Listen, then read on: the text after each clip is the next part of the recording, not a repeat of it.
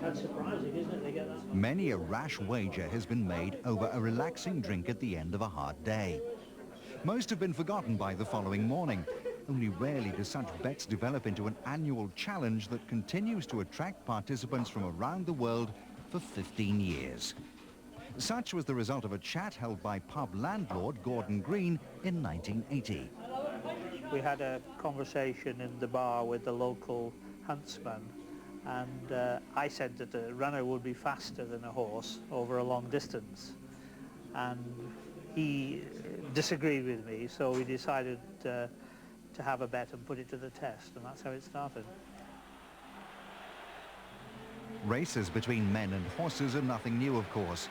In the 1940s, after turning professional, the great Jesse Owens followed in the carnival tradition by sprinting against four-legged opposition. Given a 20-yard start, he comfortably beat the horse.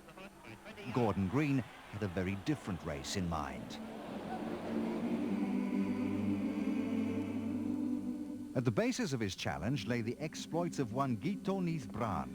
Over 200 years ago, this Welsh hero is reported to have raced horses over the rolling countryside of Cardiganshire.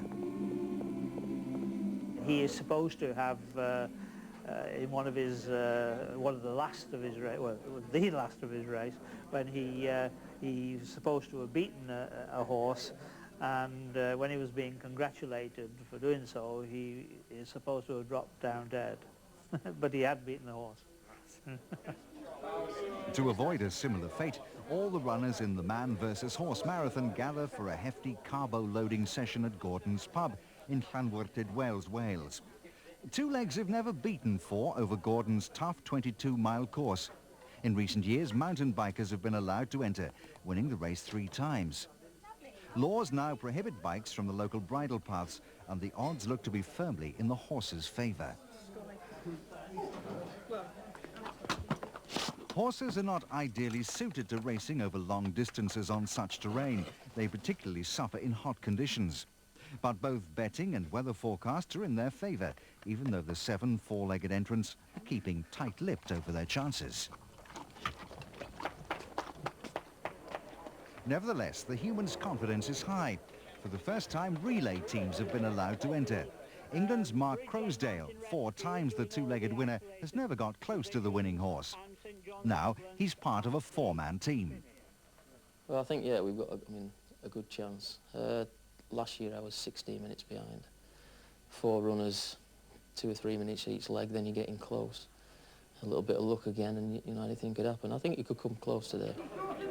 To swing the odds further in the humans' favour, a powerful team of Kenyans have joined the largely British field. Despite, or is it because of their unfamiliarity with the event, their hopes are high. I really think that with a lot of effort, we can beat the horse. I think I'd have a chance even running on my own. With a team of 4, each of us running really hard, don't think we'll have too much trouble.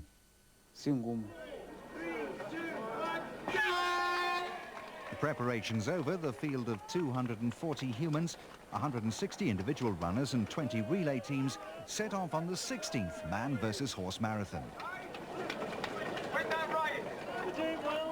Behind them, the 7 horses are getting ready. They set off at 1-minute intervals, 15 minutes behind their challengers.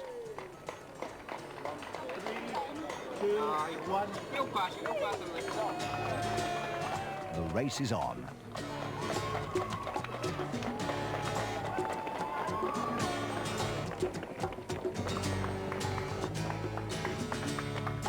At the head of the field, Mick Hawkins of Mark Croasdale's Crusaders builds an early lead, with Chris Ndome of the Kenyan team in close attendance.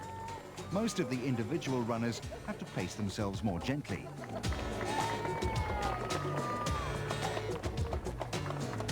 After the first relay changeover, Paul Dugdale maintains the Crusaders' lead.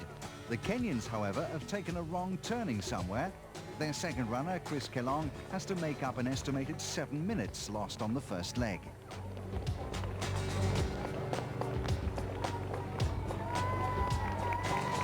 Behind, the first horses are beginning to catch up. In the hills, 2 legs are probably better than 4, and the riders must make the most of the flat.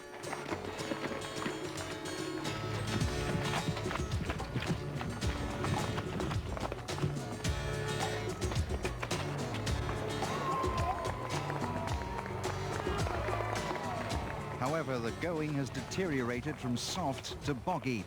One of the horses is soon hurt trying to get unstuck from the mud. Fortunately, the injuries are slight. At the second changeover, the Crusaders still hold the lead through Keith Anderson. Remarkably, after 11 miles, the next along are the leading individuals, Paul Cadwallader and Kenyan John Beatock, whose compatriots in the relay, unlike the horses, are finding their feet and are now second. Another fiendish human plot devised to hamper the equine foe is the statutory pit stop. The runners are given the chance to make up ground as each horse has to stop and undergo a vet check at the halfway stage. All are allowed to continue. It's uncertain whether all the humans would have passed such an examination. The woman behind me fell off the road and standing off the empty. One horse arrives having had an altercation with its partner. Eventually, they're reunited. I don't know where the rider is for this one.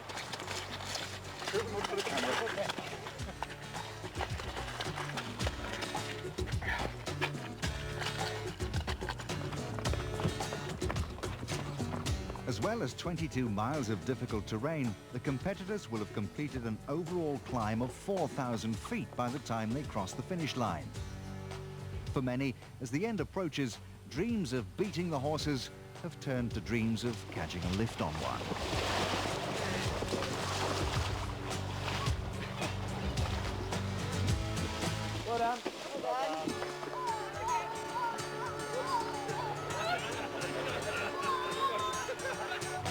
At the line, Mark Crosdale once again finishes first, this time as anchorman of his Crusaders team. Their time, 1 hour, 53 minutes and 38 seconds. Joseph Kibor brings home the Kenyans in second. After their disastrous first leg, they finish just under 4 minutes behind. A few minutes later, the leading horses appear. Previous winner Zoe Jennings on Mirage is first to finish, closely followed by Ken Mapp on Ahmar. I think that's your winner, that one there. Ahmar is the winning horse overall, but has man beaten horse? For once, the word from the horse's mouth has to be taken with a pinch of salt.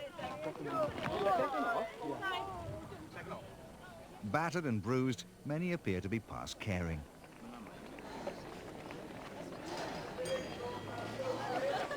What's clear is that despite an outstanding time of just over 2 hours and 6 minutes, the leading individual runner, Paul Cadwallader, has failed to beat Ahmar. Good scouter runner. But then comes the news that everyone's been waiting for. That the 4 male runners did in fact beat the first horse. For the first time, man had won. One consolation for the horses is that it took 8 legs to finish almost 4 minutes ahead of them and win the £6,000 first prize. Maybe next year we'll witness a 2-legged triumph? Nay chance.